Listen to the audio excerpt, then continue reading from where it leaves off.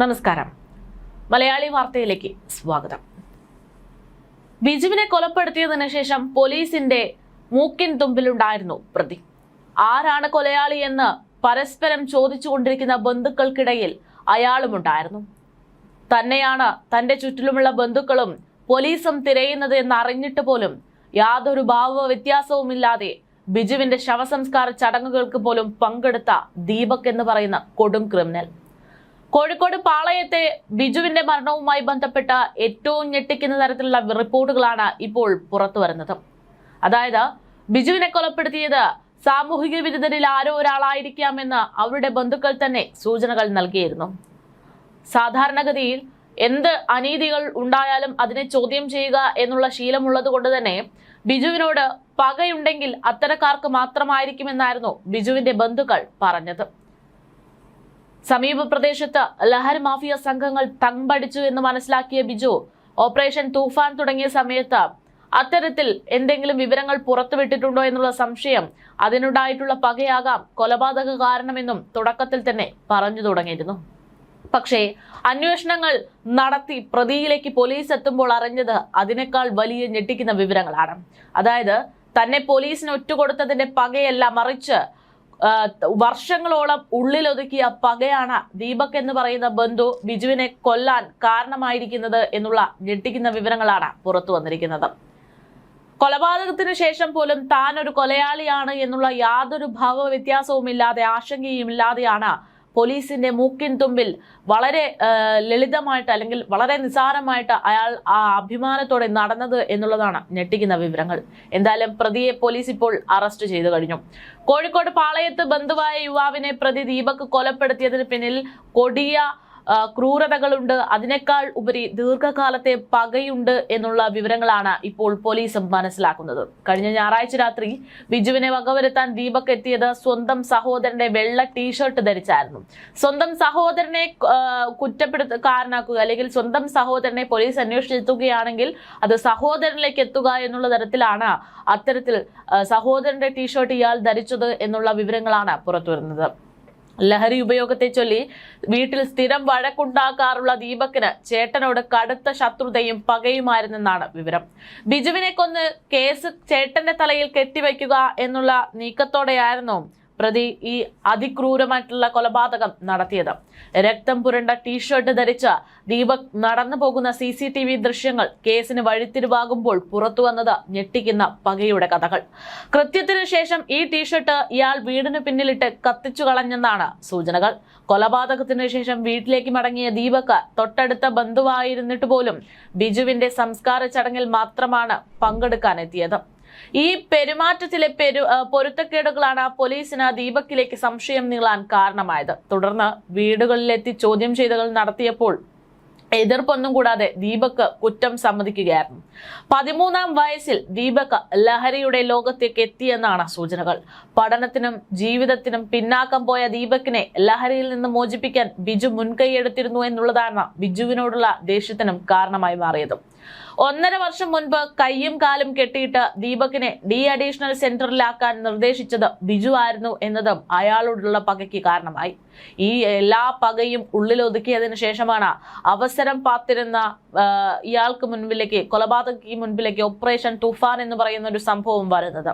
സ്വാഭാവികമായിട്ടും ബിജു മറ്റ് സമൂഹത്തിലെ അല്ലെങ്കിൽ തന്റെ ചുറ്റുപാടുള്ള ആളുകളുടെ ഇത്തരം തെറ്റായ തീരുമാനങ്ങളെ ചോദ്യം ചെയ്യുന്ന ഒരാളായതുകൊണ്ട് കേസ് വഴിതിരിഞ്ഞു പോകുമെന്ന് ദീപക് കരുതി. അങ്ങനെ മനസ്സിൽ കടുത്ത പക വളർത്തിയിരുന്ന ദീപക് അവസരം പാത്തിരുന്ന് കൊലപാതകം ആസൂത്രണം ചെയ്തു. ആ പകയാണ് ഒടുവിൽ ബിജുവിന്റെ ജീവനെടുത്ത് കൊലപാതകത്തിലേക്ക് നയിച്ചതെന്നാണ് ഇപ്പോൾ പോലീസ് കണ്ടെത്തിയിരിക്കുന്നത്. എന്തായാലും ഞെട്ടിക്കുന്ന തരത്തിലുള്ള വിവരങ്ങളാണ് പാളയത്തെ ബിജുവിന്റെ മരണവുമായി ബന്ധപ്പെട്ട് പുറത്തു വന്നിരിക്കുന്നത്. പാളയത്ത് ബന്ധുവായ ബിജുവിനെ അതിക്രൂരമായി കൊലപ്പെടുത്തിയ കേസിൽ സംഭവ ദിവസം ബിജു മദ്യപിച്ചിരുന്നതിനാൽ പ്രതിയുടെ പെട്ടെന്നുള്ള കടന്നാക്രമണം പ്രതിരോധിക്കാൻ കഴിഞ്ഞില്ല എന്നാണ് ഇപ്പോൾ പോലീസ് മനസ്സിലാക്കുന്നത്. കേസ് അന്വേഷണത്തിന്റെ ഭാഗമായി പ്രദേശത്തെ CCTV ദൃശ്യങ്ങൾ പോലീസ് വിശദമായി പരിശോധിച്ചപ്പോൾ ദീപക് എന്ന് പറയുന്ന പ്രതിയിലേക്ക് പോലീസ് എത്തി. അതിക്രൂരമായ കൊലപാതകം നടത്തിയ ശേഷം തെളിവുകൾ നശിപ്പിച്ചിരുന്നു പ്രതി എന്നാണ് കണ്ടെത്തൽ. ഒടുവിൽ മൃതദേഹം കാണാൻ ബന്ധുക്കൾക്കൊപ്പം എത്തിയത് യാതൊരു ഭാവവും വ്യത്യാസവും ഇല്ലാതെ എന്നുള്ളത് ഇപ്പോൾ നാട്ടുകാരെ പോലും ആശങ്കപ്പെടുത്തിയിരിക്കുകയാണ്. പാൻസിന്റെ പോക്കറ്റിൽ കൈകൾ തിരുകി മൃതദേഹം കിടത്തിയതിന് അല്പം മാറി നിൽക്കുകയായിരുന്നു പ്രതിയായ ദീപക്. എന്നാൽ ഇയാളുടെ കയ്യിലുണ്ടായിരുന്ന മുറിവ് ചില ബന്ധുക്കളുടെ ശ്രദ്ധയിൽപ്പെടുകയും ചോദ്യങ്ങൾ ഉയരുകയും ചെയ്തതോടെ ദീപക് തന്ത്രപരമായി കൈകൾ വീണ്ടും പോക്കറ്റിലേക്ക് ഒളിപ്പിക്കുകയായിരുന്നു.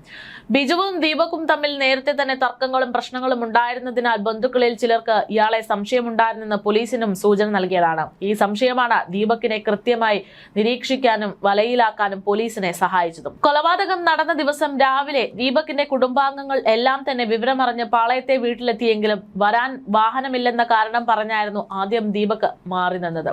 മാങ്കാവിലെ വീട്ടിൽ തന്നെ കഴിഞ്ഞു. പക്ഷെ പിന്നീട് അയാൾ മരണ വീട്ടിലേക്ക് വന്നു. കഴിഞ്ഞ ഞായറാഴ്ച പുലർച്ചെയാണ് കോഴിക്കോട് പാളയത്തെ പച്ചക്കറി മാർക്കറ്റിന് സമീപം പുതിയ കോവിലകം പറമ്പ് ബിജു എന്ന് പറയുന്ന 38 വയസ്സുകാരനെ വീടിന് മുൻവശത്തായിട്ട് രക്തം വാർന്ന നിലയിൽ മരിച്ച നിലയിൽ കണ്ടെത്തുന്നത്. രാവിലെ പശുവിനെ കറക്കാൻ വിളിക്കാനായി അമ്മ ബേബി ചെന്നപ്പോഴാണ് മുറി പുറത്തുനിന്ന് പൂട്ടിയിട്ട നിലയിൽ കാണുന്നത്.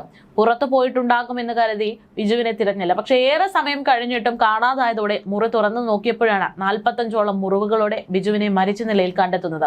ഇതിൽ 18 മുറിവുകളും കഴുത്തിലായിരുന്നു എന്നുള്ളതാണ് ഏറ്റവും ദയനീയമായിട്ടുള്ള കാര്യം. അതായത് പക തീർക്കുന്നത് പോലെ ആരോ ആഞ്ഞു കുത്തിയതാണ്.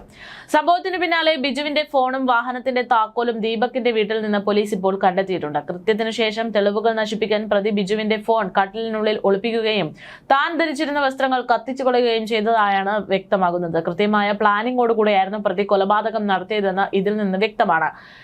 ADHD അല്ലെങ്കിൽ മാനസിക പ്രയാസങ്ങൾ ചൂണ്ടിക്കാട്ടി പ്രതിയെ രക്ഷിക്കാൻ ശ്രമിക്കുന്നു എന്നാണ് ഇപ്പോൾ ബിജുവിന്റെ സഹോദരി ബിന്ദുവിന്റെ ആരോപണം. തങ്ങളുടെ അച്ഛൻ വീട്ടിലില്ലാത്ത ദിവസം നോക്കിയാണ് ദീപക് എത്തിയതെന്നും ലഹരി ലഭിക്കാത്തതിന്റെ പേരിൽ ഈ കൊലപാതകം നടന്നതെന്നും സഹോദരി പറഞ്ഞു. പ്രതിക്ക് പിന്നിൽ കൂടുതൽ ആളുകളുണ്ടോ എന്ന് പോലീസ് വിശദമായി അന്വേഷിക്കണമെന്നും അവർ ആവശ്യപ്പെടുന്നുണ്ട്.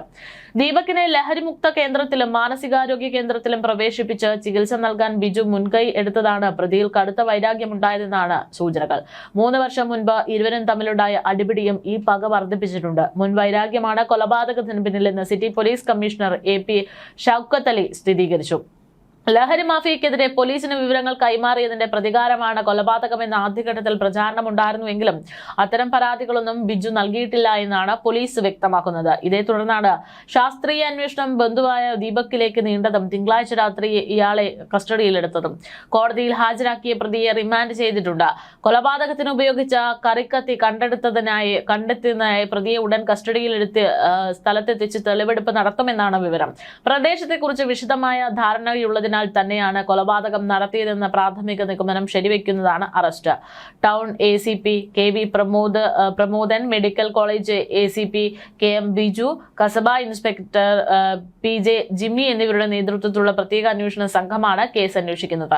ഫോറൻസിക് വിദഗ്ധരും ഡോഗ് സ്ക്വാഡും സംഭവത്തിൽ നിർണായക വിവരങ്ങൾ ശേഖരിച്ചുകൊണ്ടിരിക്കുകയാണ്. എന്തായാലും ഞെട്ടിക്കുന്ന തരത്തിലുള്ള ഒരു കൊലപാതക വാർത്തയാണ് അല്ലെങ്കിൽ പകയുടെ കഥകളാണ് ഇപ്പോൾ പുറത്തു വന്നുകൊണ്ടിരിക്കുന്നത്.